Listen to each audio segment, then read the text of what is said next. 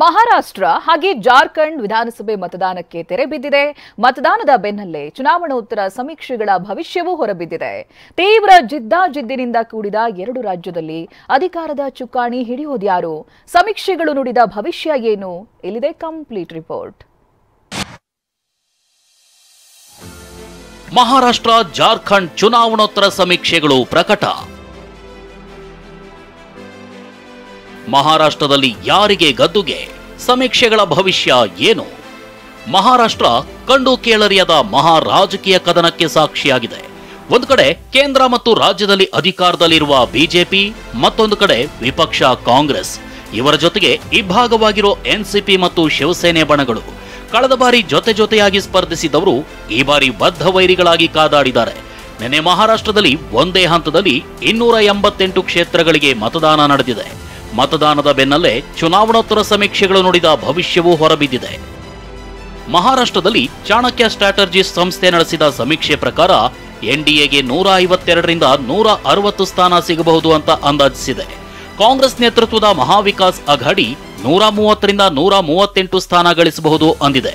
ಇನ್ನು ಪಕ್ಷೇತರರು 6ರಿಂದ 8 ಸ್ಥಾನ ಪಡೆಯಬಹುದು ಅಂತ ಅಂದಾಜಿಸಿದೆ. ಇನ್ನು ಮ್ಯಾಟ್ರಿಕ್ಸ್ ಸಮೀಕ್ಷೆ ಪ್ರಕಾರ ಎನ್ಡಿಎ 150ರಿಂದ 170, ಮಹಾವಿಕಾಸ್ ಅಘಾಡಿ 110ರಿಂದ 130 ಮತ್ತು ಪಕ್ಷೇತರರು 8ರಿಂದ 10 ಸ್ಥಾನ ಪಡೆಯಬಹುದು ಅಂದಿದೆ. ಹಾಗೇನೆ ಪ್ರಿಮಾರ್ಕ್ ಸಮೀಕ್ಷೆ ಪ್ರಕಾರ ಎನ್ಡಿಎ 137ರಿಂದ 157, ಎಂವಿಎ 126ರಿಂದ 146 ಹಾಗೂ ಪಕ್ಷೇತರರು 2ರಿಂದ 8 ಸ್ಥಾನ ಪಡೆಯಬಹುದು ಅಂತ ಅಂದಾಜಿಸಿದೆ.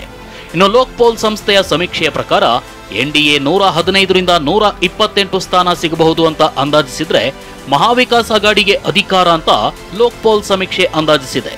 ಅಂದ್ರೆ 151 ಸ್ಥಾನದಿಂದ 152 ಸ್ಥಾನವನ್ನ ಮಹಾವಿಕಾಸ್ ಅಘಾಡಿ ಪಡೆಯಬಹುದು ಅಂದಿದೆ. ಇನ್ನು ಪಕ್ಷೇತರರು 5ರಿಂದ 14 ಸ್ಥಾನ ಪಡೆಯಬಹುದು ಅಂತ ಭವಿಷ್ಯ ನುಡಿದಿದೆ.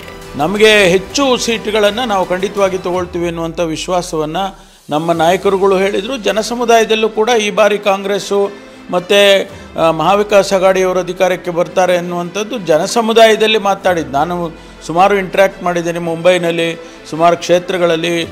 ಮಾಧ್ಯಮದವರ ಜೊತೆಯಲ್ಲೂ ಮಾತಾಡುವಾಗ ಅವರು ಕೂಡ ಇಲ್ಲ ನಿಮಗೆ ಒಂದು ಅವಕಾಶ ಇದೆ, ತುಂಬ ಕೆಟ್ಟ ಸರ್ಕಾರ ಇತ್ತು ಇಲ್ಲಿ ಅನ್ನೋವಂಥ ಮಾತನ್ನು ಅವರು ಕೂಡ ಒಪ್ಕೊಳ್ತಾ ಇದ್ದರು. ಹಾಗಾಗಿ ನನಗೆ ವಿಶ್ವಾಸ ಇರುವಂಥದ್ದು ನಾವು 103ರಲ್ಲಿ ಕನಿಷ್ಠ ಒಂದು 80 ಸೀಟಾದರೂ ನಾವು ಗೆದ್ದಿದ್ದೇವೆ ಅಂತಕ್ಕಂಥದ್ದು ನನ್ನ ಕ್ಯಾಲ್ಕುಲೇಷನ್ಸು. ಆದರೆ ಆಯಾ ಸ್ಥಳೀಯ ಪರಿಸ್ಥಿತಿ, ಆಯಾ ಕ್ಷೇತ್ರಗಳ ಕಾಂಬಿನೇಷನ್ ಬೇರೆ ಇದೆ. ನಾನು 3 ಕ್ಷೇತ್ರಗಳಲ್ಲಿ ಚುನಾವಣಾ ಪ್ರಚಾರಕ್ಕೆ ಹೋಗಿದ್ದೆ. ಕಾಂಬಿನೇಷನ್ ಬೇರೆ ಇದೆ.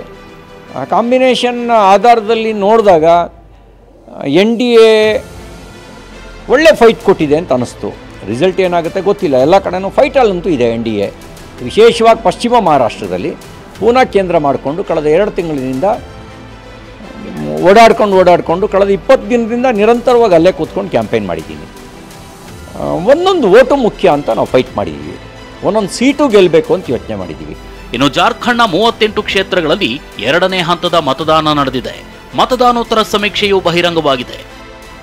ಜಾರ್ಖಂಡ್ನಲ್ಲಿ ಆಕ್ಸಿಸ್ ಮೈ ಇಂಡಿಯಾ ಸಂಸ್ಥೆ ಪ್ರಕಾರ ಎನ್ಡಿಎಗೆ 25 ಸ್ಥಾನ ಸಿಗಲಿದೆ ಅಂತ ಅಂದಾಜಿಸಿದ್ದು ಇಂಡಿಯಾ ಮೈತ್ರಿಕೂಟಕ್ಕೆ ಅಧಿಕಾರ ಅಂತ ಭವಿಷ್ಯ ನುಡಿದಿದೆ. ಅಂದ್ರೆ 53 ಸ್ಥಾನ ಸಿಗಬಹುದು ಅಂತ ಅಂದಾಜಿಸಿದೆ. ಇನ್ನು ಪಕ್ಷೇತರರು 3 ಕಡೆ ಗೆಲ್ಲಬಹುದು ಅಂದಿದೆ.